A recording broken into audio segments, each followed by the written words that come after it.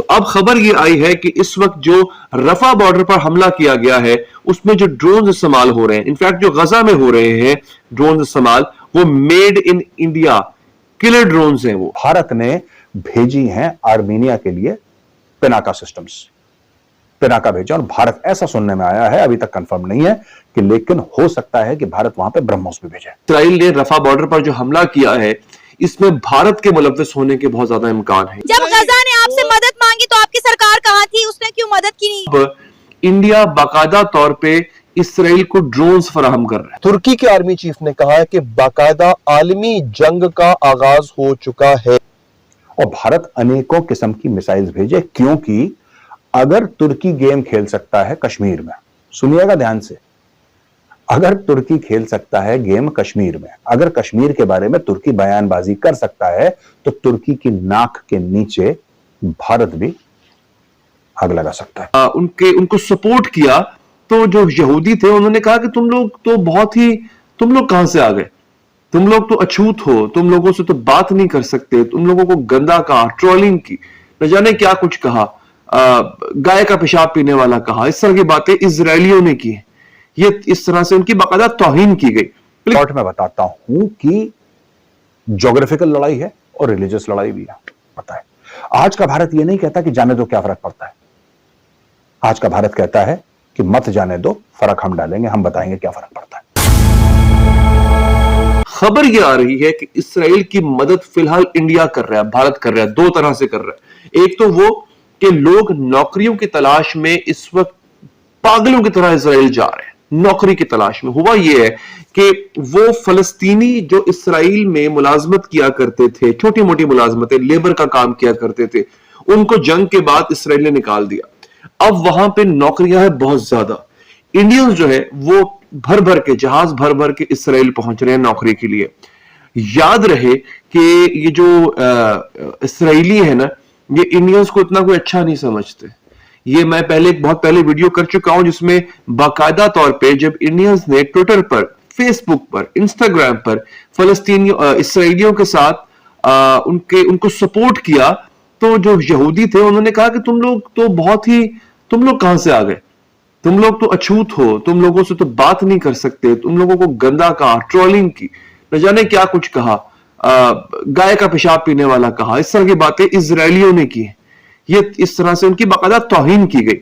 लेकिन उसके बावजूद भी इंडियंस इसराइल को अपना भाई समझते हैं, क्योंकि उसके पीछे कई ऐसे रीजन है जिसका आपको पता है। खैर नाजरीन, हुआ यह है कि अब इंडिया बाकायदा तौर पे इसराइल को ड्रोन्स फराहम कर रहा है। इसराइल को जो मात पड़ी है ना, वो ईरान के कामाकाजी ड्रोन से पड़ी है। कामाकाजी ड्रोन जो ईरान का है वो बहुत स्ट्रांग है, मैं पहले बता चुका हूं आपको। हिजबुल्लाह ने भी वही ड्रोन इस्तेमाल किया और इसकी इसराइल की फैंटी लगाई है। अब हो ये रहा है कि इनके पास ड्रोन टेक्नोलॉजी जो है, इंडिया के पास वो एक अच्छी ड्रोन टेक्नोलॉजी है।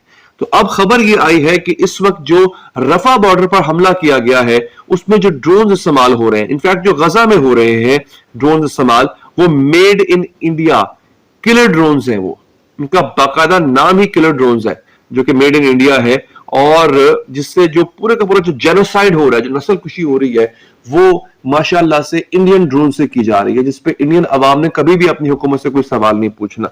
एक दोस्तों, अब हुआ ये है कि इसके साथ साथ जो है the sale of more than 20 Hermes 900 medium altitude long endurance UAVs delivered to Adani Albit Advanced Systems India Limited to Israel was the first reported on February 2 by Neelam Matthews for the defense related website Shepherd Media। यानी इन्होंने 2 फरवरी से बाकायदा तौर पे Israel को cell का काम, Israel को हथियार पहुंचाने का काम इंडिया ने शुरू कर रखा है।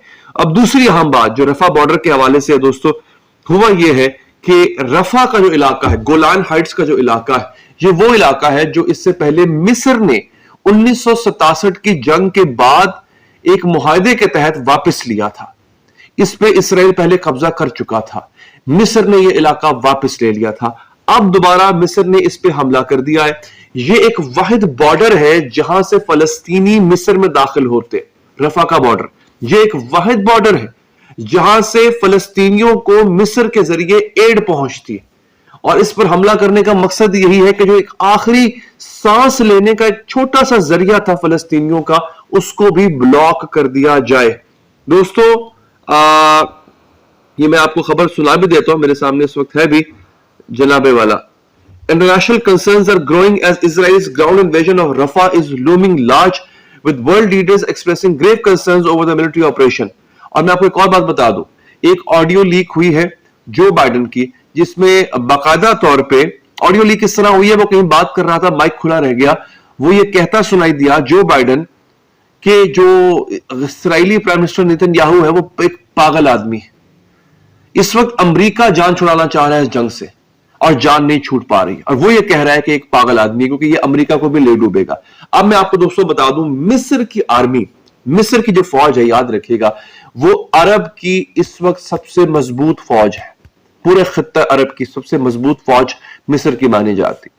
और इस तरह का पंगा लेने के बाद अमेरिका खुद को डिस्टेंस करना चाह रहा है, क्योंकि अमेरिकन इकॉनमी इसका बेड़ा गर्क हो रहा है ये काम करके। और जो बाइडेन का जो इलेक्शन है वो भी आने वाला है, अगर उसको इलेक्शन जीतना है तो उसको फिर इसराइल से दूरी इख्तियार करना पड़ेगी।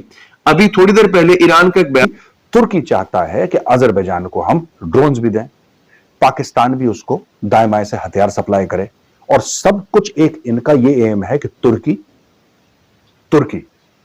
एक तरफ ईरान जो कि शिया देश है, यानी कि अजरबैजान के साथ डायरेक्ट उसका राब्ता है, एक तरफ पाकिस्तान है, और जो मेरा पुराना जो मैंने दोहा लिखा था ना कि पीछे खड़ा है चीन, जैसे मेरा पुराना दोहा है ना दोस्तों कि कहत कबीर सुनो भाई साधो, पीछे खड़ा है चीन, तो पीछे खड़ा है चीन, यानी कि एक ऑल्टरनेट इस्लामिक ब्लॉक बन रहा है।